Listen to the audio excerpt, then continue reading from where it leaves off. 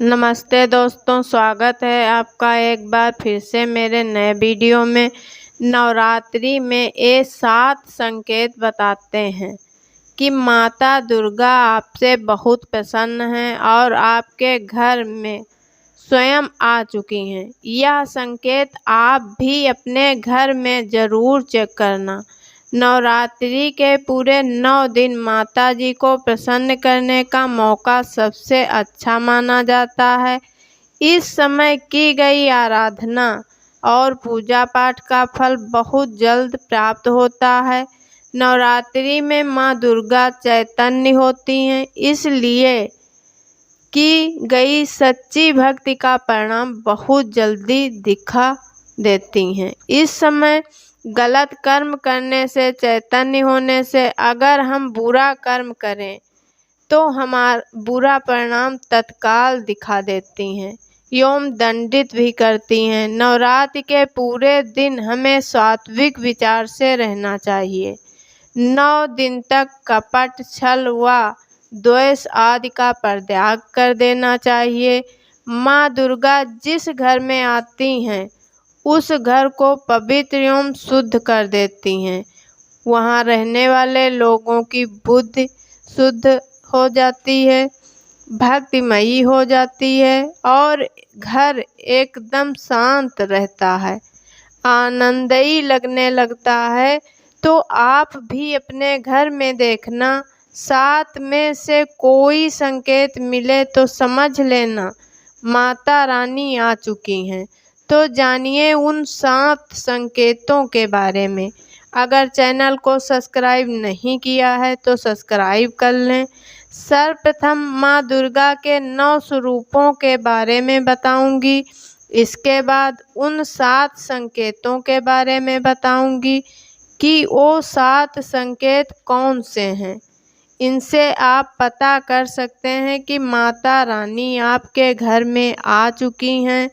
अगर आज का यह वीडियो मिस कर दिया तो सारी ज़िंदगी आपको पछताना पड़ेगा, क्योंकि माता रानी हमारे घर में आ जाती हैं लेकिन कुछ गलती के कारण हम माता रानी को पहचान नहीं पाते हैं। यही हमारी सबसे बड़ी गलती है। तो वीडियो को ध्यान से देखना। माता रानी के जो 9 स्वरूप कहे गए हैं, इनकी पूजा करने से हमें अलग अलग फल की प्राप्ति होती है। ये जानकारी सबसे पहले जानते हैं, क्योंकि आप में बहुत लोग वीडियो देखते हैं, उनमें माता रानी की पूजा करते हैं, लेकिन उनके जो 9 स्वरूप होते हैं, कौन से स्वरूप की पूजा करने से क्या होता है ये पता नहीं होता।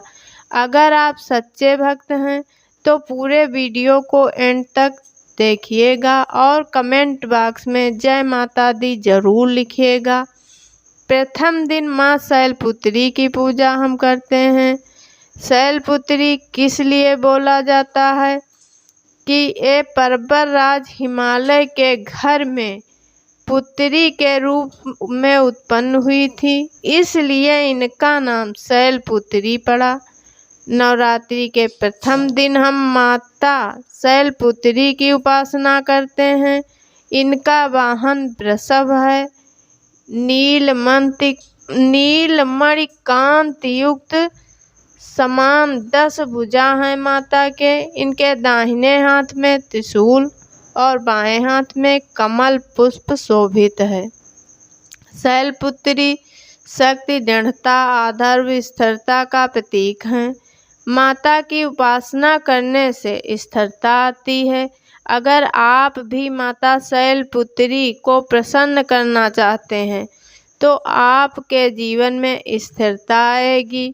माता शैलपुत्री के जो बीज मंत्र हैं, ओम सं शैलपुत्री देव्ये नमः। नवरात्रि के द्वितीय दिवस हम माता ब्रह्मचारिणी की पूजा करते हैं। देवी ब्रह्मचारिणी की पूजा करने से कई प्रकार के मनोरथ पूर्ति होती है। इनका नाम ब्रह्मचारिणी क्यों पड़ा तो जान लेते हैं। भगवान शिव से विवाह करने के बाद के लिए प्रतिज्ञाबद्ध देवी माता पार्वती कठोर ब्रह्मचर्य का पालन किया। ब्रह्म का अर्थ होता है तपस्या, चारिणी का अर्थ है आचरण करने वाली। इस प्रकार ब्रह्मचारिणी का अर्थ हुआ तप आचरण करने वाली देवी। ब्रह्मचारिणी की पूजा करने से तप, त्याग, वैराग्य, सदाचार और समय की वृद्धि होती है और माता की कृपा से सर्वज्ञ, सिद्धि और विजय की प्राप्ति होती है।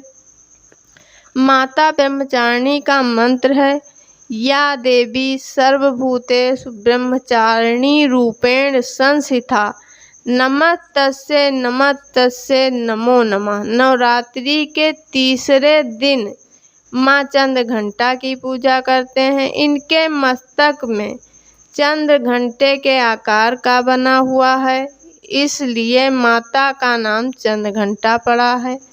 तो माता के स्वरूप जान लेते हैं। माता का शरीर स्वर्ण के समान चमकीला है। इनके 3 नेत्र हैं, 10 हाथ हैं, अस्त्र शस्त्र लिए हुए हैं। ये शेर के आसन पर विराजमान हैं।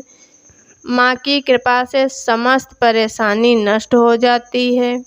देवी कृपा से आप पराक्रमी और निर्भय हो जाते हैं। इनके मूल मंत्र हैं ओम चंद्र घंटा देव्ये नमः। नवरात्रि के चौथे दिन कुष्मांडा की पूजा करते हैं। ये कुष्मांडा 8 प्रकार की सिद्धि प्रदान करने वाली कही गई हैं। इनका वाहन सिंह है। कुष्मांडा की पूजा करने से रोग शोक मिट जाते हैं, आयु, यश, बल तथा आरोग्य प्रदान करती हैं। देवी के मूल मंत्र हैं ओम कुष्मांडाय नमः। नवरात्रि के 5वें दिन स्कंद माता की पूजा करते हैं। स्कंद भगवान इनकी गोद में हैं, इसलिए स्कंद माता कहा जाता है। इनकी पूजा करने से समस्त इच्छा की पूर्ति होती है। स्कंद माता की पूजा करने से ऐश्वर्य की प्राप्ति होती है। इनका मूल मंत्र ओम स्कंद माताये नमः। 6ठे दिन कात्यायनी की पूजा करते हैं। माता की भक्ति अर्थ, धर्म, काम और मोक्ष की शक्ति प्रदान करती हैं। माता के मूल मंत्र हैं ओम देवी कात्यायने नमः। इस मंत्र को करने से माता को प्रसन्न कर सकते हैं। 7वें दिन माता कालरात्रि की पूजा करते हैं। इनकी पूजा करने से सभी पापों की मुक्ति, दुश्मनों का नाश और तेज बढ़ता है। माँ अपने भक्तों को सभी प्रकार के कष्टों और भय से मुक्त करती हैं। माता का बीज मंत्र ओम ओम ह्रीं क्लीं चामुंडाय विच्चे नमः। इस मंत्र का जाप करने से माता बहुत ही प्रसन्न होती हैं। या फिर ओम कालिके नमः, इस मंत्र का भी जाप कर सकते हैं। नवरात्रि के 8वें स्वरूप माँ महागौरी दुर्गा माँ की पूजा करते हैं। इनकी पूजा करने से सिद्धि की प्राप्ति होती है। महागौरी की पूजा करने से ये तत्काल प्रसन्न होती हैं। और देवी का 9वां स्वरूप सिद्धिदात्री, ये सभी प्रकार की सिद्धि देने वाली होती हैं। सिद्धि अर्थात मोक्ष को देने वाली। इनकी पूजा करने से सभी प्रकार की मनोकामना पूर्ण होती है। इसलिए नवरात्रि के 9वें दिन इनकी पूजा करते हैं। इनकी पूजा से असंभव कार्य को भी संभव कर लेते हैं। इनका बीज मंत्र है ओम सिद्धिदात्री नमः। इस मंत्र का जाप करने से सभी प्रकार की सिद्धि प्राप्ति होती है। अब आपको संकेत बताती हूँ कि माँ दुर्गा आपके घर आ चुकी हैं। पहला संकेत है बार बार गौ माता का द्वार पर आना। दूसरा संकेत मधुमक्खी का घर में आना।